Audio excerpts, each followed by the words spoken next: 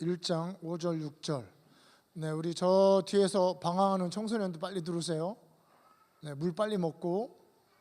네. 요한계시록 1장 5절 6절 말씀.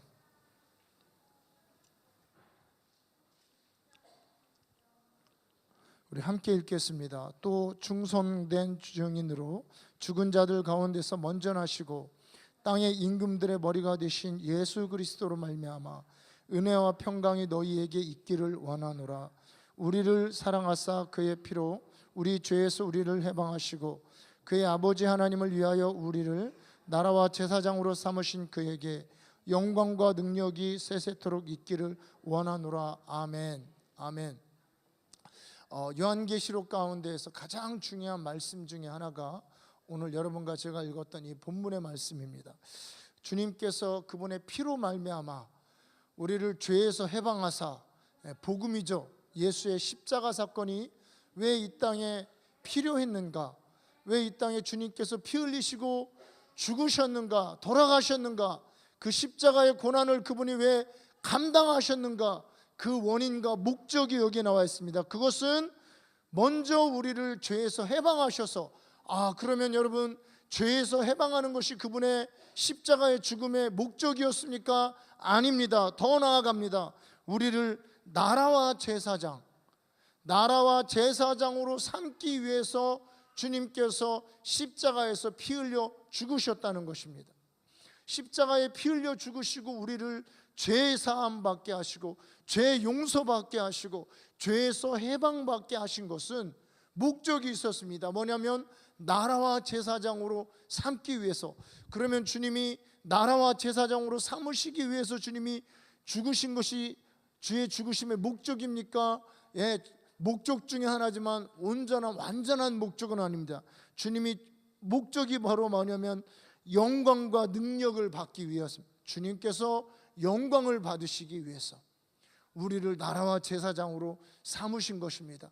그래서 앞으로 여러분 요한계시록 뒤에 펼쳐지는 모든 말씀은 하나님께서 그 나라와 제사장인 그분의 백성, 그분의 성도들을 통해서, 왕과 제사장인 그분의 백성, 그분의 성도들을 통해서 어떻게 영광을 받으시는가가 뒤에 나오는 겁니다. 그분의 교회를 통해, 하나님의 자녀들을 통해 십자가의 피로써 죄에서 해방받은, 죄 사함받은, 죄 용서함받은 여러분과 저를 통해서 어떻게 이 땅 가운데서 영광 받으시는지, 그 뒤에 나오는 이야기들이 바로 그러한 이야기들입니다. 이러한 이야기들을, 이 제목을 가지고 우리가 요한계시록을 이번에 40일 동안, 사순절 기간 동안 특별히 새벽마다 이렇게 공부를 하고 있습니다. 어떻게 영광 받으실 것인가? 자, 여러분, 이 말씀 보시면서 어떤 혹시 기도가 생각나는 기도가 있으십니까? 오늘 이 본문의 말씀을 보시면서 생각나는 기도라고 친절하게 제가 알려드렸습니다. 여러분, 주의 기도, 주기도문에 보시면 끝에 어떤 말씀이 있습니까? 나라와 권세와 영광이 아버지께 영원히 있을지어다. 나라와 권세와 영광이 아버지께 영원히 있을지어다. 바로 하나님의 기도, 하나님의 소원, 하나님이 이 땅의 백성들을 통해서 하기를 원하는 그 기도가 오늘 주의 피로 말미암아 해방받고 용서함 받은 그분의 나라와 그분의 백성인 하나님의 자녀들을 통해서 주님이 영광 받으실 이 일이 세세 무궁토록 있기를 원한다는 것입니다. 여러분, 우리 주님이 영광을 받으시려면 여러분, 우리가 어떻게 해야 되겠습니까? 우리가 그의 피로 말미암아, 복음을 믿음으로 말미암아 죄에서 해방이 되고 하나님의 나라와 하나님의 제사장들로 온전히 회복되는 이 일이 먼저 필요하다는 것입니다. 나라와 제사장으로서의 우리의 신분적인 정체성을 회복할 필요가 있다는 거예요. 저는 오늘 여러분과 함께 이 메시지를 소개하면서 두 가지 용어를 이렇게 번갈아 가면서 썼습니다. 나라와 제사장, 어떨 때는 왕과 제사장. 여러분, 그 차이를 인식하셨나요? 설교를 하면서 왕과 제사장, 나라와 제사장, 이 말을 번갈아 가면서 썼어요. 그래 이거는 제가 헷갈려서 그런 게 아니고 제가 성경 본문을 찾아보니까 어디에서는 나라와 제사장 이렇게 표현이 이 5절에 있는 이 표현 말씀 하반절에 나라와 제사장으로 삼으셨다 이렇게 되어 있고요. 그리고 킹 제임스라고 하는 번역이 조금씩 틀립니다. 번역이 이렇게 사본이 좀 다르다 그래요. 성경의 헬라어 성경이 어떤 것은 킹덤이라고 하는, 어떤 영어 성경은 킹덤이라고 하는 왕국, 나라 이런 말로 쓰여져 있고, 어떤 성경은 킹, 왕들이라고 하는 왕으로 쓰여져 있습니다. 그래서 사실은 이 두 단어가 다 중요했기 때문에 제가 나라와 제사장, 왕과 제사장 이렇게 두 가지 단어를 혼용해서 사용을 했습니다. 여러분 사실은요 이 왕과 나라, 킹과 킹덤은 실은요 똑같은 말입니다. 의미가 같은 말이에요. 이것이 고대에는 나누어서 쓰여질 이유가 별로 없는 그런 말이었습니다. 여러분 우리 공부하는 학생들은 좀 알겠는데 왕권 신수설을 주장한 루이 14세, 그 프랑스의 아주 강력한 절대 왕정 시대에 왕이 이런 이야기를 했습니다. 짐이 곧 왕이 나라다, 이런 말을 했어요. 짐이 나라다. 여러분 짐이라는 거는 임금을 높여서 사용할 때, 임금이 자기를 가리킬 때 짐 이런 표현을 썼습니다. 짐이 곧 나라다. 여러분 우리 조선시대에는 어떻게 불렀습니까? 임금에 대해서 뭐라고 불렀죠? 임금에 대해서 제가 좀 하고 고르고자 하는 언어가 있습니다. 쓰고자 하는, 임금을 뭐라고 불렀죠? 나라님이라고 불렀습니다. 짐이 곧 나라고 임금을 나라님이라고 불렀습니다. 그래서 여러분 임금과 나라는 구분이 없어요. 사실 옛날에는요 어떻게 보면 나라보다도 임금이 더 중요했습니다. 그래서 백성도요 그냥 백성이 아니에요. 왕의 백성입니다. 왕의 백성이에요. 사실은요 나라도 왕의 나라고요, 신하들도 왕의 신하입니다. 마치 아버지가 자녀들을 거느리고 자녀들이 있는 것처럼 백성들이 왕의 것이었어요. 백성도 왕의 것, 나라도 왕의 것.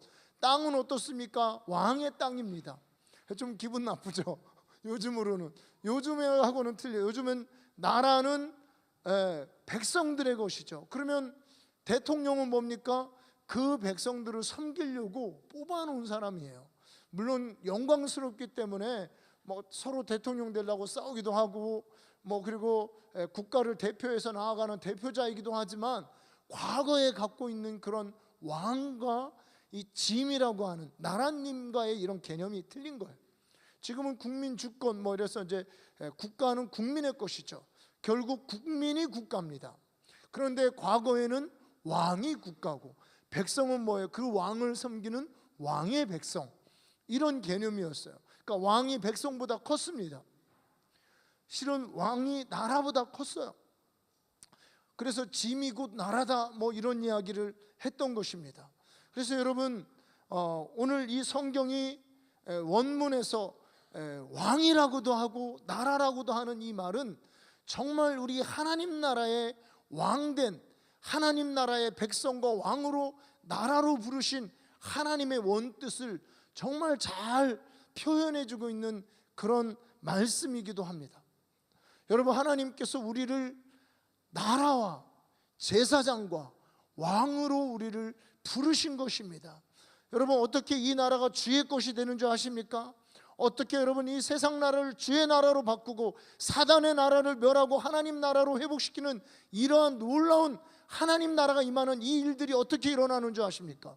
오늘 우리가 주의 복음을 정확히 깨닫고 예수의 십자가의 의미를 깨닫고 주님이 나를 나라와 제사장과 왕으로 부르신 것을 깊이 있게 깨닫고 일어날 때 가능한 것입니다. 그래서 이번에 내일 정도 아마 붙을 것 같은데 우리가 사순절 기도회 해놓고 나의 새벽을 깨우자, 이런 시편 말씀을 우리가 절로 갖다 놨습니다.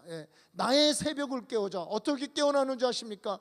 우리가 왕이요 제사장이요 하나님의 피 흘려 사신 하나님의 백성의 그 의미가 무엇인지를 우리가 정확히 인식할 때 우리는 깨어날 수 있고요, 나라를 얻을 수 있고요, 마귀의 나라를 하나님의 나라로 바꿀 수 있는 것입니다. 먼저 우리가 우리의 정체성이 무엇인지를 깨달을 필요가 있습니다.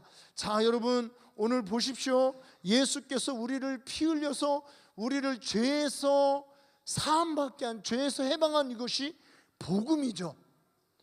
복음이죠. 복음은 예수님이 가져다 주는 기쁜 소식입니다. 그분이 십자가의 의미, 십자가에 죽으신, 나를 죄에서 해방하신 이 복음, 이 복음이 결국은 우리를 하나님의 나라의 왕으로, 나라로 세우시기 위해서 복음이 우리에게 필요했던 것입니다. 그래서요, 우리를 왕과 나라로 삼으시는 이 복음을 한마디로 붙여서 천국 복음이라고 이렇게 이야기하는 것입니다. 예수님은 이 땅에 오실 때 이와 같은 천국 복음을 전하기 위해서 오셨습니다. 자, 우리 마태복음 4장 23절 보도록 하겠습니다. 마태복음 4장 24절. 여러분, 우리 복음은 그냥 복음이 아닙니다. 우리가 그냥 이렇게 복음에서 예수님 피 흘려 죽으신 것만 너무 생각하면은 우리가 한쪽에 좀 치우칠 수, 다 알지 못할 수 있어요. 이 복음을 성경은 무엇이라고 얘기하냐면 천국 복음이라고 얘기하고 있습니다. 우리 같이 읽겠습니다. 4장 23절 시작. 예수께서 온 갈릴리에 두루 다니사 그들의 회당에서 가르치시며 천국 복음을 전파하시며 백성 중에 모든 병과 모든 약한 것을 고치시니. 24절 그의 소문이 곧 온 수리아에 퍼진지라 사람들이 모든 앓는 자 곧 각종 병에 걸려서 고통당하는 자, 귀신 들린 자, 간질하는 자, 중풍병자들을 데려오니 그들을 고치시더라. 아멘. 그래서 여러분, 이 예수님이 전하신 복음은 그냥 복음이 아니고 천국 복음, 아니면 성경의 다른, 특히 마태복음에는 천국 복음이라는 말이 많이 쓰였고요, 마가복음, 누가복음 뭐 이런 쪽에는 하나님 나라의 복음이라는 말이 많이 쓰였습니다. 그러니까 천국 복음, 하늘의 나라, 하늘나라의 복음, 뭐 이런 말도 쓰이고, 아니면 왕국의 복음 이렇게 쓰이고, 또 이거를 하나님 나라의 복음이다 이렇게 쓰인 것입니다. 그래서 여러분, 복음은 결국 하나님의 왕국, 하나님 나라, 천국을 우리에게 가져오는 것이 복음입니다. 어떻게 가져옵니까? 천국 복음의 대상자인, 목적자들인 그 하나님의 백성들, 자녀들을 왕과 제사장으로 삼으, 그들을 하나님의 나라로 회복시켜 줌으로 이 땅에 천국을 가져오는 것, 이 땅에 하나님 나라를 가져오는 것, 이것이 천국의 복음이었다는 거예요. 여러분, 예수님께서요, 천국의 복음을 전파하실 때, 천국의 복음을 선포하실 때 주님이 반드시 하신 일들이 있습니다. 성경을 딱 보면 그냥 그대로 짝으로 되어서 나오는 그 말씀들이 바로 오늘 23절, 이 마태복음 4장 23절 하반절부터 24절까지 나오는 일들입니다. 천국의 복음을 선포하실 때 주님이 이 일들을 반드시 하셨다는 거예요. 여러분 보세요, 무슨 일을 하셨는지 한번 여러분들이 한번 찾아봐 주시면 감사하겠습니다. 어떤 일을 하셨습니까?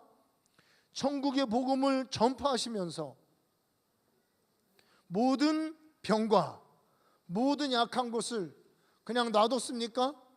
고쳤습니다. 그리고 계속 나옵니다. 이 소문이 들리니까 사람들이 더 와요.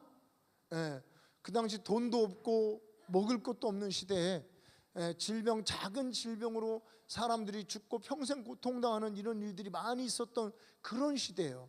이 시대를 뭐 어떤 학자분이 얘기하는데 거반이 거짓되었다. 우리 일제시대 때 우리 한국 백성 생각하면 되는 거예요. 로마의 압제시대에 있었던 이스라엘 백성들, 그들이 거반이 한 인구의 한 3분의 1은 거짓대였습니다. 거짓대. 먹을 것이, 내일 먹을 것을 걱정해야 되는 그런 사람들이에요. 그러니 여러분, 질병이 걸리면 죽는 거죠. 평생 고통을 당하는 이런 사람들이 지금 예수님이 병을 고쳐준다니까 사람들이 막 더 많이 모였어요. 더 많이 모이니까 예수님이 갔다가 내일 오라 그럽니까? 어떻게 하고 있죠? 24절에 모든 앓는 자, 각종 병에 걸려서 고통당하는 자, 귀신 들린 자, 간질하는 자, 중풍병자들을 데려오니 그들을 어떻게 했습니까? 고치시더라. 예수님이 하나님 나라 천국의 복음을 말로만 전하신 것이 아니고 무엇으로 전했습니까? 능력으로 전했습니다. 그래서요, 성경은 하나님 나라는 말에 있지 않고 능력이 있다라고 선포하고 있습니다. 이거를 그냥 여러분 무슨 하나님 나라의 파워, 하나님 나라의 영향력을 확장해야 돼, 여러분 이런 식으로 희미하게 여러분 성경을 보시면 좀 잘못 보시는 겁니다. 그대로 보여요. 하나님 나라가 말에 있지 않고 능력이 있는 것을 예수님이 지금 보여주고 계셔요. 바울은 이 모습을 떠올리면서 하나님 나라는 말에 있지 않고 능력에 있다라고 바울이 선포하고 있는 것입니다. 그렇기 때문에 하나님 나라는 바로 하나님 나라의 백성의 질병과 연약함과 귀신 들림과 간질하고 중풍병하고 가난한 것들을 반드시 치유하고 회복시키고 고치는 역사가 하나님 나라의 복음에는 나타나는 것입니다. 왜 그런 줄 아십니까, 여러분? 예수님이 이 땅을 하나님 나라로 사실은 창조하셨습니다. 아담과 하와를 하나님 나라의 왕으로 지으셨어요. 그런데 예수님께서 이제 시간이 흘러서 시간이 한참 흐르셨죠. 시간이 흘려서 이 땅에 와 보니까 하나님 나라의 왕과 하나님 나라로, 또 이 땅은 에덴 동산으로 지었던 이 땅이 다 무엇이 되었습니까? 마귀의 소굴이 되은 거예요. 그리고 하나님 나라의 자기 땅에 오매 자기 백성들은 다 마귀의 종들이 되어 있었습니다.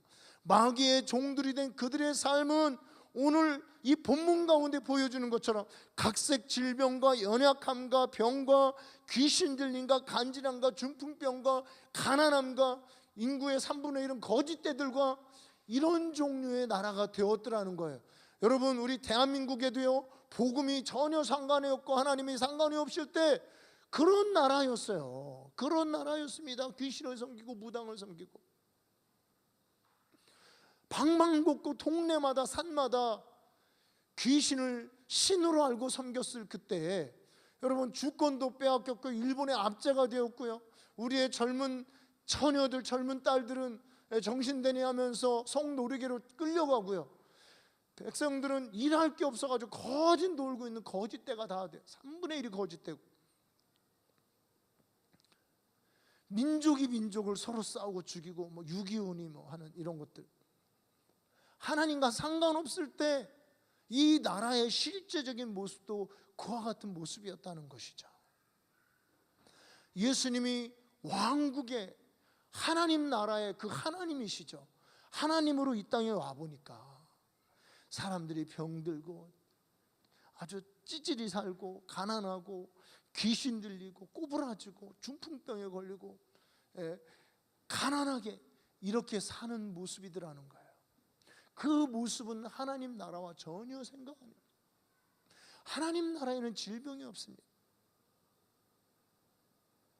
여러분, 에덴 동산에 질병이 있었습니까? 가난이 있었습니까? 고통이 있었습니까? 눈물이 있었습니까? 예수님께서 요한계시록에 보면 목자로 오셔서 어린 양치에서 친히 목자가 되셔서 우리 눈에서 눈물을 씻어주겠다, 애통하는 거, 곡하는 거, 이런 것들이 없어지는 것입니다. 죄도 사라집니다.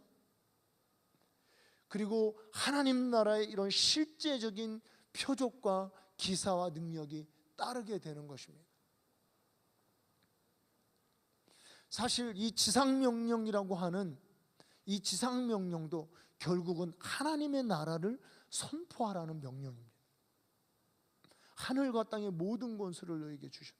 그러므로 너희는 가서 모든 족속으로 제자를 삼아 아버지와 아들과 성령의 이름으로 세례를 주고 내가 너희에게 분부한 모든 것을 가르쳐 지키게 하라. 결국은 하나님 나라를 선포하라는 거예요.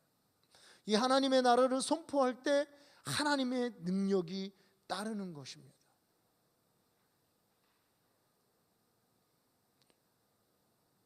주님이 우리를 하나님 나라로 부르신 거예요. 그래서 여러분, 이 하나님의 나라는 자존심이 있습니다. 하나님 나라는 자존심. 왜냐하면 주님의 영광이 걸려 있기 때문에. 하나님의 나라가 이기고 흥하고 하나님 나라가 승리하면 주님이 영광을 받고요. 주님이 부르신 하나님 나라와 왕들이 왕인 줄 모르고 백조 그거 있잖아요. 백조로 미운 우리 새끼, 미운 우리 새끼. 백조인지 모르고 왕인 줄 모르고 나는 왜 이렇게 못생겼을까, 미울까, 여기서 구박받고 저기서 구박받고.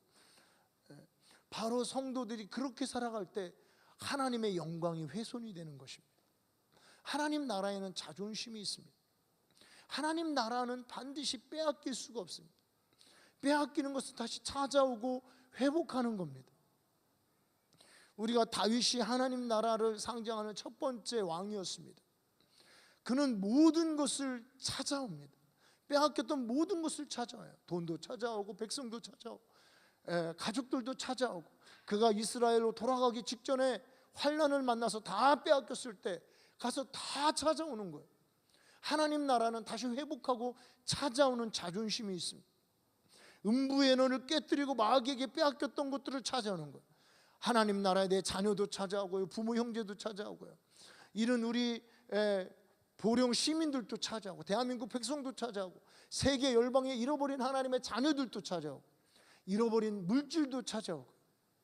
하나님 나라에는 이런 자존심이 있는 것입니다.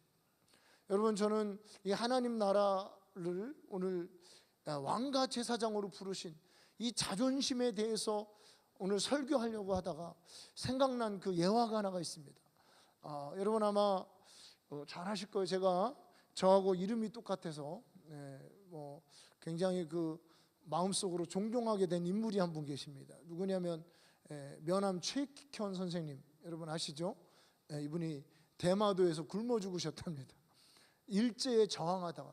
왜 여러분 그 대마도에서 굶어 죽고 저항하고, 그리고 단발령이 이렇게 고종시대 때 단발령이 이렇게 내려졌을 때 굳이 왜 그 상투, 그 불편하죠. 머리가 이렇게 길어가지고 이렇게 막 상투로, 여성분들 그러시죠. 머리 만지실 때 이렇게 좀 불편하시잖아요, 그죠? 안 불편하신가요? 이 상투, 이게 머리 만지는데 그 바쁜 시대에 얼마나 시간이 많이 걸려. 이게 딱 잘라버리면 편하잖아요. 더 편한 것인데 밀어버리는 게 더 편한데 할 텐데, 근데 왜 이분이 이 단발령에 항소하고 뿐만 아니라 이런 유명한 말을 했죠. 신체 발부 수지 부모, 아발가단 아두가단 아발불가단. 제가 하도 인상적이라 외워뒀던 얘기예요. 이게 뭐냐면, 신체 발부, 우리 몸에서 태어난 모든 거는 털 하나까지도 이거는 부모에게 받은 것이다. 부모에서 받은, 부모가 주신, 내게 아니고 부모의 것이기 때문에, 이러기 때문에 강제로 이거 하나 가져가는 것도 안 된다. 자존심 문제입니다. 이거 머리 자를 수 있죠. 아마 최익현 선생님도 머리 자르고 다니면 더 편한 줄 아셔요. 아시는데, 그 공부 많이 하신 분이 아시죠? 그런데 안 된다고 왕에게 항소한 것은 그 시대상 강제로 이렇게 빼앗기는 이런 것들, 강제로 개화되는 것은 허락할 수 없다라고 하는 자존심이 있는 것입니다. 머리카락 하나도 안 된다는 거예요. 내 머리는 잘라도 머리카락은 안 되고. 그리고 대마도 가서 데모하시다가, 적절한 표현은 아닌 것 같은데, 하여튼 대마도에서 항쟁하시다가 이렇게 굶어 죽으신 것이죠. 일본 놈이 주는 것은 먹을 수 없다 이러면서. 이게 하나님 나라에는, 나라의 백성은 자존심이 있는 겁니다. 하나님 나라는 더 큰 자존심이 있어요. 여러분, 우리 가정에 와서, 우리 삶에 와서, 여러분들에게 찾아와서, 여러분의 건강이든지, 여러분의 자녀든지, 여러분의 부모든지, 여러분들의 재물이든지, 심지어는 여러분들의 기억력 하나라도 마귀가 빼어서 간 것이라면, 여러분 다 찾아와야 되는 자존심들이 하나님 나라에는 있는 것입니다. 특히 짐은 국가요라고 하는 그 짐들에게는 있는 거예요. 여러분이 바로 짐이요 국가요 나라님입니다. 짐이요 국가요 나라님에게는 이런 자존심이 있는 겁니다. 여러분, 일본이 찾아왔어요. 우리 대천 한복판에 와가지고, 여기 제가 신산에 살고 있는데 신상에 한 평을 딱 놓고 강제로 이거는 일본 땅이야라고 여러분 일본이 선포한다면 에이 그거 한평 그까짓 거 뭐 줘도 돼. 여러분 이래야 됩니까? 아니면 모든 무기 군함을 다 동원해서 싸웁니까? 저 같으면 안 싸우는데 나라는 싸워요. 나라는 싸워서 지더라도 싸우는 겁니다. 한평 그거 뭐 까짓 거 줘봐도 상관없. 여러분 뭐 물론 이제 독도가 뭐 여러 가지 뭐 거기에 해양 자원도 있다 뭐 이런 얘기 있지만 왜 독도가 일본이 뭐라고 하면 막 우리가 온 나라가 일어나 가지고 막 기분 나빠하고 그런 줄 아십니까? 자존심이에요. 한 평이라도 적에게는 빼앗길 수 없다는 것입니다. 이것이 나라의 영광이고 나라의 자존심입니다. 여러분 우리는 하나님이 그것도 짐으로 나라님으로 왕으로 우리를 부르셨습니다. 그것도 피 흘리셔서 그분이 십자가에 죽으시고 피 흘리심으로 우리를 왕이요 나라님으로 그리고 국가로 부르셨습니다. 우리에게는 이런 자존심이 있는 겁니다. 모든 잃어버린 것, 모든 질병, 마귀에게 빼앗긴 모든 심지어는 작은 것 하나라도 머리털 하나라도 우리는 뺏어와야 되는 하나님 나라의 자존심이 있어야 되는 것입니다. 바로 여러분 그런 믿음과 자존심으로 일어나서 교회가 깨어 일어나서 아침을 깨우고 새벽을 깨우고 내 영혼을 깨우고 내가 하나님 나라의 왕이요 나라님이요 짐으로 부르셨다라는 이 믿음으로 이 가치로 이 정체성으로 일어나서 기도하고 부르짖고 달라고 말하고 마귀에게 떠나라고 명령할 때 여러분 바로 그곳이 하나님 나라가 임하는 것입니다. 초자연적인 역사들이 일어나는 것입니다. 여러분 만약에 우리 일본같이 뭐 센 나라 하지 말고 옛날에 왜구라고 생각해. 왜구가 와서 뭐 한국에 와서 그 노략질을 많이 했잖아. 이놈들이 조금 훔쳐가고 빨리 가야 되는데 안 가고 나서 상륙을 하고 거기에다 성을 짓고 산다 그러면 어떻게 해야 되겠습니까? 가서 방빼 그래야 되겠죠. 물리쳐야 되는 것이 나라의 역할입니다. 여러분 우리 인간 우리의 삶 속에 하나님의 왕이요 하나님의 나라가 된 여러분과 저의 삶 속에 얼마나 많이 사단이 도둑질하고 속여 빼앗고 거짓말하고 훔쳐가고 멸망시키고 질병에 걸리게 하고 귀신에 눌리게 하고 상하게 하고 이런 것들이 얼마나 많이 있습니까? 여러분 우리가 하나님의 나라요 짐이요 왕이라는 그 자존심으로 일어날 때 곧 그때부터 여러분 우리의 삶이 깨어나기 시작하는 것입니다. 하나님 나라가 확장되기 시작하는 거예요. 근데 우리는 하나님 나라의 이 자존심을 다 버리고 그래 마귀가 싹 뺏어가도 돼 뭐 건강도 뺏어가고 평생 이렇게 온몸이 그냥 어떤 분들은 종합병동이라고 그러잖아요. 종합병동으로 이렇게 아프다가 이렇게 망하고 자식들은 그냥 다 하나님 떠나고 세상으로 살고 그냥 마귀에게 빼앗기고 질병에게 빼앗기고 다 이러고 살다가 겨우 천국에 가면 돼. 그러면 됐어. 그냥 뭘 더 바래. 성도가 알면 골치 아파. 성도가 알면 이런 거 알면 골치 아파. 이런 거 가르쳐 주면 그냥 열심히 교회만 주일이라도 왔다 갔다 하고 11조만 내면 복 받아. 여러분 이러고 사는 거가 얼마나 비참하고 하나님을 기분 나쁘게 하는 건지 아십니까? 하나님 왕과 나라로 삼으시기 위해서 피 흘려 죽으신 그분의 백성들이 그 정체성과 그 나라의 주권의식을 다 포기하고 그냥 죽어서 천국만 가면 된다고 생각하고 사는 거예요. 그리고 환경에 어려운 일이 생기면 다 주님만 원망하고 이게 여러분 사단의 노예 근성을 가진 사람들의 모습입니다.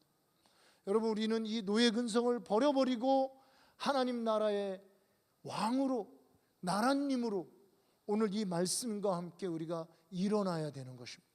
이것이 천국의 복음입니다. 그리고 성경은 우리가 믿음으로 일어날 때 하나님 나라가 이미 너희 가운데 임하였다라고 말하고 있습니다.